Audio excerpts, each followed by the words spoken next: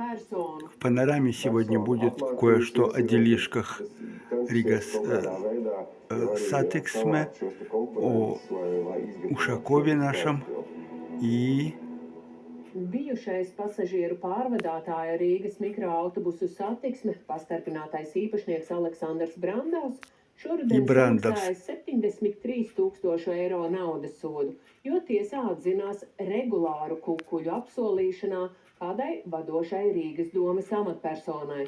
Savulaik pēc Taureņu sarunām sāktais process ir sadalīts vairākās lietās. Видимо, он давал Un kamēr взятки bijušais Rīgas mērs Ушакову. Ušakovs vismaz pagaidām bauda Eiroparlamenta deputāta imunitāti, drīzumā uz apsūdzēto sola Mikriņu korupcijas lietā nonāksais vicemērs Andris Ameriks.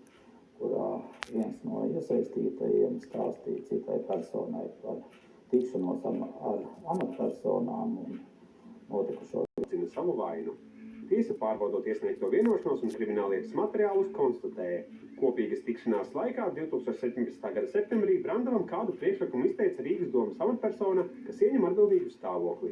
Saskaņā ar krimināllikumu šāds status Rīgā ir tikai mēram, vicemēram un Kompromiss, jo persona bija gatava atzīt tikai to, kad ir apsolījis kukuli vienai amatpersonai, nevis divām. Lai panāktu ātrāk, tomēr kriminālu tiesisko attiecību noregulējumu, es lēmu, kad inkriminēšu tikai. Lai atlaidis vairākām pasažieru kategorijām Rīgā varētu izmantot arī Brandavam pastarpināti piederošās Rīgas mikroautobusu satiksmes transporta līdzekļos. Šādi grozījumi Brandava firmai nodrošinātu lielāku pasažieru skaitu un tādējādi palielinātu apgrozījumu līdzēji arī brīvostas preces. Америк скрывается, не отвечает на звонки этой команды, которая расследует их жульническую деятельность вместе с Брандовцем. Каждый месяц Брандовц должен был им что-то давать.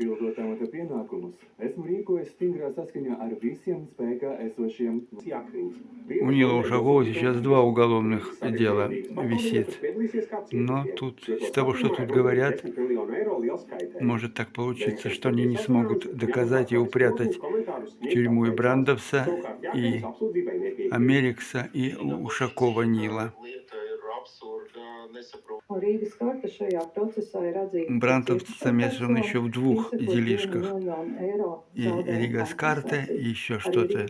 От одной он, как будто бы, вот сказали, откупился, заплатив огромный штраф. Но вот теперь, на основе его показаний, должны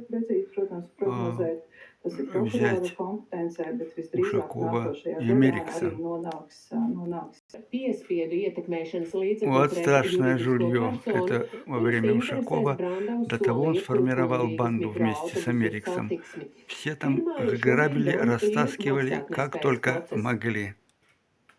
Сегодня на этом пока все.